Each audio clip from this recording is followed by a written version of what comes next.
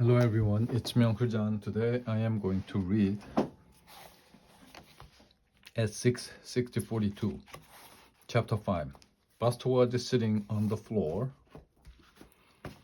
at home eating a huge banana split and watching the sci-fi classic Heads Up, Let Us Will Roll. His mother had made him a special dessert to celebrate the big news. I'm very proud of you, Buster, she said. Being chosen to represent your class in the school mathathon is quite an accomplishment. Maybe my newspaper should cover the event. It's the human interest story. Buster smiled. He had been in the newspaper before, but never for using his head. How did the brain react? Asked Mrs. Baxter. If I remember correctly, he's always been the one to represent your class. Buster shrugged. Actually, the brain was out today.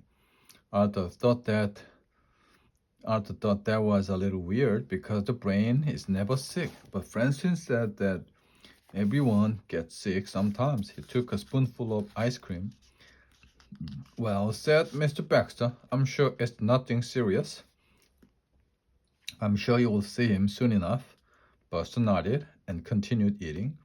He was just scraping the bottom of his bowl when the doorbell rang. I'll get it, Buster shouted. He ran to the door and opened it. It was the brain. Wow, said Buster. My mother really knows what she is talking about. I'm glad to hear it, said the brain. But that's not why I'm here. I have brought you some things. I thought you were sick, said Buster. I made a miraculous recovery, Buster nodded. I made one of those once, but my mom said it was a little odd, coming just after a big test at school. Mine wasn't like that, the brain insisted. No, of course not. Tests don't bother you, Buster frowned. What's that you're pulling? The brain stepped aside to give Buster a better look. It was a big cart, piled high with books, beakers, telescope, and a microscope. Arthur called. The brain explained. He told me Mr. Rapon chose you for the mathathon. Congratulations. Thanks. Buster took a closer look at the cart. Hey, I recognize this stuff. You have used it to figure out some pretty tricky problems. True, the brain admitted. But my problem-solving days are over, so I really don't need this stuff anymore. That's why I'm giving it all to you. Me? Buster squeaked. Why me? You are a brain now, said the brain, and a brain needs these things. I do? Buster frowned. I had no idea. He picked up one of the books and opened it. Gee, this print is pretty small and no pictures either. The brain ran a hand gently over the telescope. You'll take good care of everything, right? Oh, sure. Buster patted the microscope. No worries there. You can depend on me. And why? Because I'm dependable. Okay, said the brain. Well, I've got to be going. Are you sure you don't want to come in? I'm watching Heads Up, Let Us Will Roll. And it's just getting to the good part, where all of the evil lettuce has get turned into enormous salad. No, I've got to get back. And with one last look at his cart, the brain turned and walked away. Chapter 6. Arthur and Francine were talking on the playground. It definitely feels weird, said Arthur. The Francine nodded. Not just weird, super weird. The weirder than weird, Arthur went on. I mean, the brain has been part of the school mathathon for as long as I can remember. He always looked forward to it. He would get that little gleam in his eye, and he would start mumbling different numbers in the hall. Yeah, said Francine. And we used to race him against the school calculations for practice. It's hard to believe those days are gone, said Arthur. Things sure move fast sometimes. Now everything's changed. Now Buster is. What about me? Asked Buster, coming up behind them. Oh, hi, Buster. We were just saying how different it is having you in the mathathon. Not bad, just different. I know, Buster smiled. It is different for me too. Who'd ever have thought I would be replacing the brain? Not me.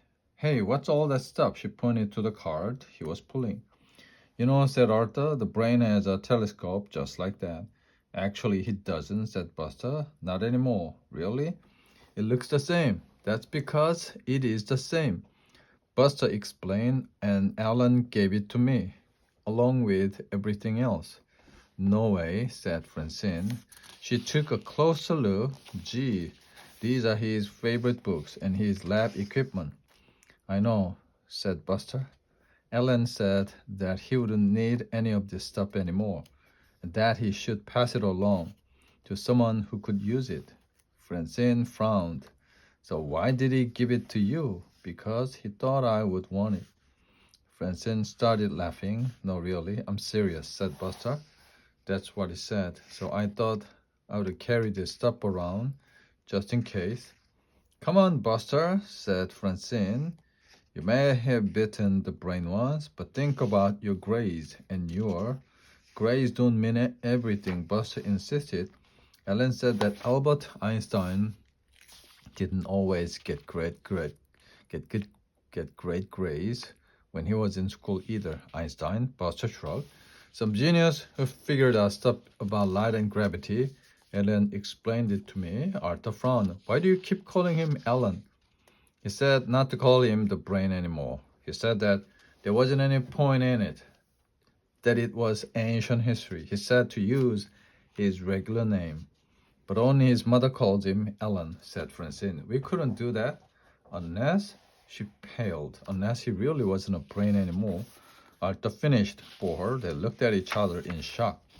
Chapter 7. Welcome to the show, the brain said to an audience of action figures and stuffed animals that he had arranged on his bed.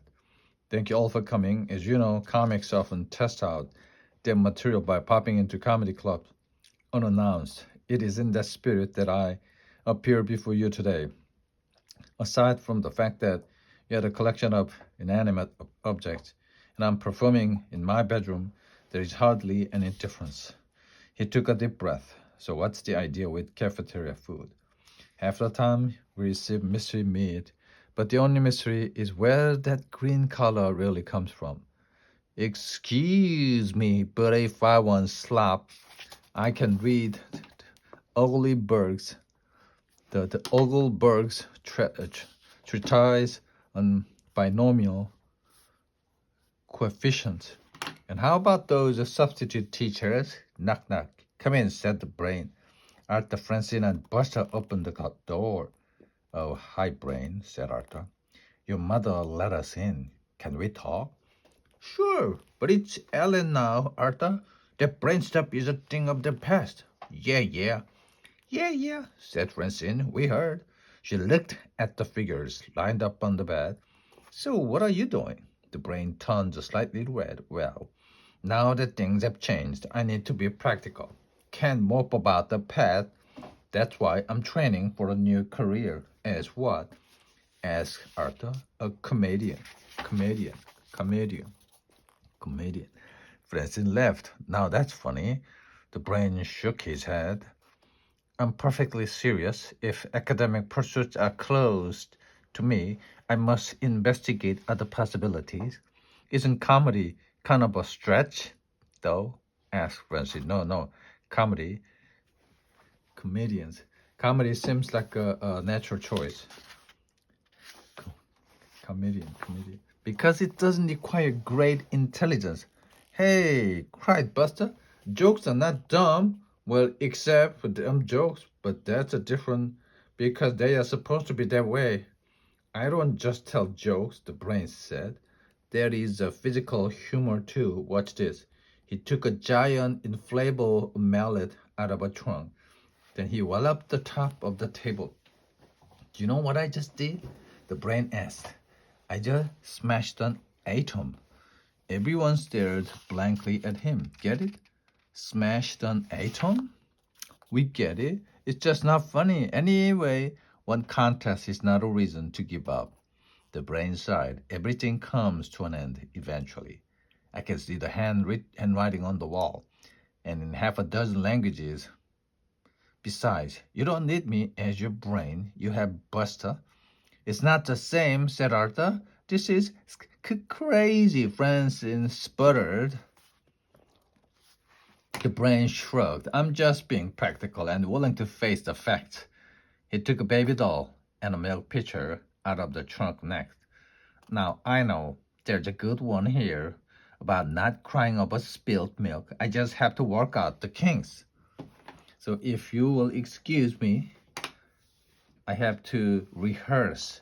He ushered them out in silence because nobody knew what else to say. Chapter 8.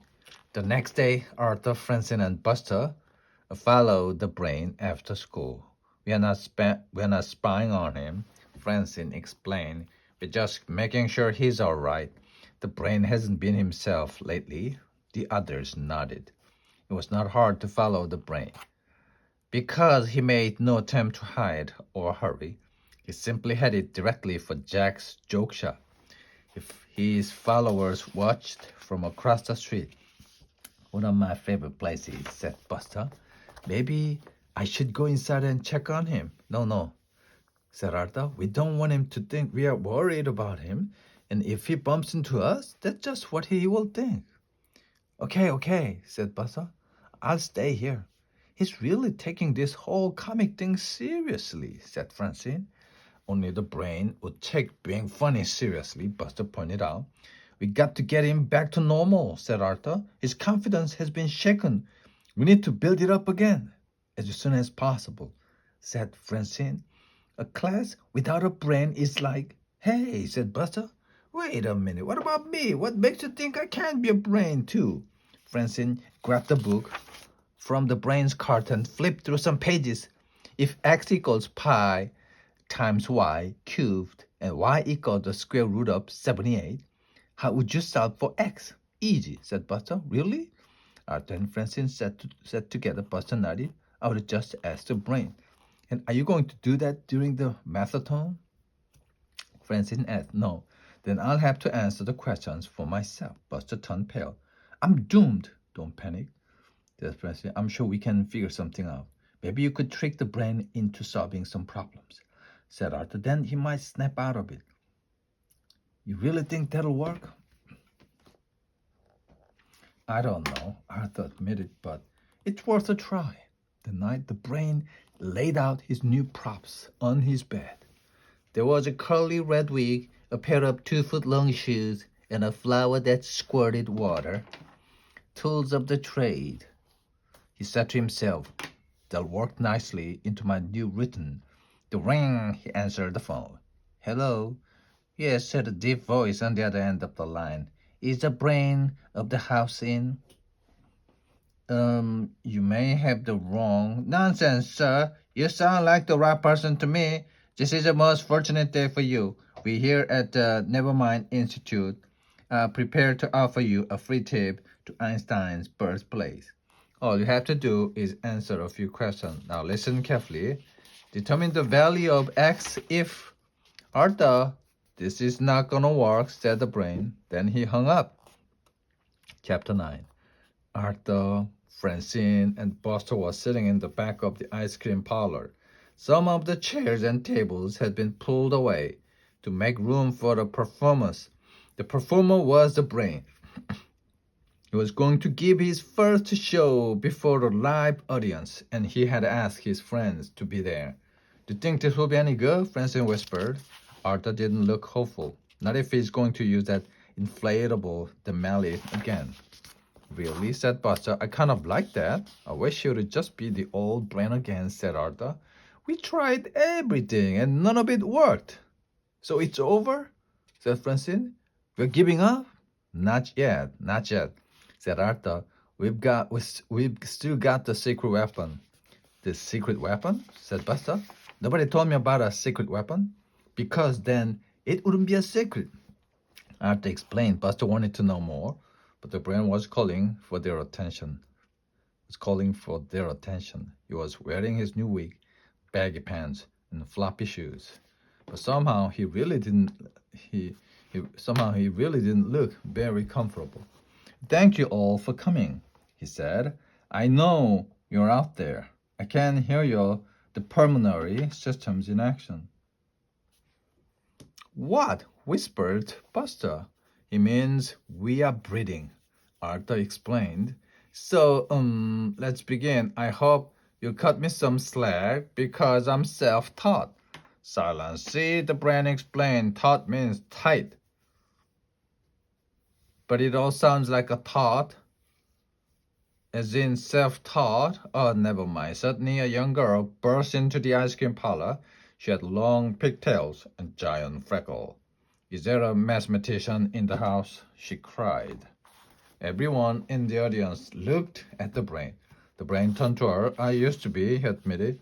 You look very methy. That's for sure. You've got to help, and quick. Why? What's happened? Well, this train left Denver at noon, going 75 miles an hour. But then this other train left Miami. The brain narrowed his eyes and looked hard at her. Nice try, DW, but I don't think that. At that moment, a book fell out of his baggy pants onto the floor. Hey, said Buster, I recognize that. It's a math book. You haven't given up being the brain. Just sneaking math book. No, it's just a prop, said the brain. Arthur and Francine folded their arms. Are you saying math is a joke? Asked Arthur. The brain gasped. I would never say that. Then what are you saying? Asked Francine with a small smile. Brain sighed and pulled off his wig. Okay, he said, you're right. I don't really want to do this. I want to do the mathathon, no matter how scary it is. Hooray, said Arthur. Thank goodness you've come to your senses. But I'm sure it is too late, said the... No, don't worry, said Buster. You can have my place.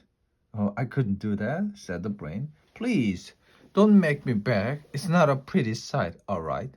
If that's the way you feel about it, let's see what we can do. Chapter 10. I believe we are ready to begin. Mr. Henny, the school principal, said to start the Lakewood Elementary Mathathon. Near him on the auditorium stage, the first contestants were ready to go. One of them was the brain. As he stood ready, the inside of his head was trying to stay calm. Don't be nervous. Knock him dead, kid. He'd won out of the park. His friends were sitting in the front row. They all looked nervous, too, except for Buster, who looked relieved that Mr. Rapin had left the brain take his place. Mathathon. Define pi, said Mr. Henny. The brain took a deep breath. The ratio of the circumference of a circle to its diameter. Correct, Mr. Rapin's class cheered, and the brain allowed himself a small smile. Next question, said Mr. Henny, and the brain let out a sigh. With the first question behind him, he felt like his old self again. He didn't know if he would win or lose, but he was confident of one thing. Like the chicken that crossed the road, he would make it safely to the other side.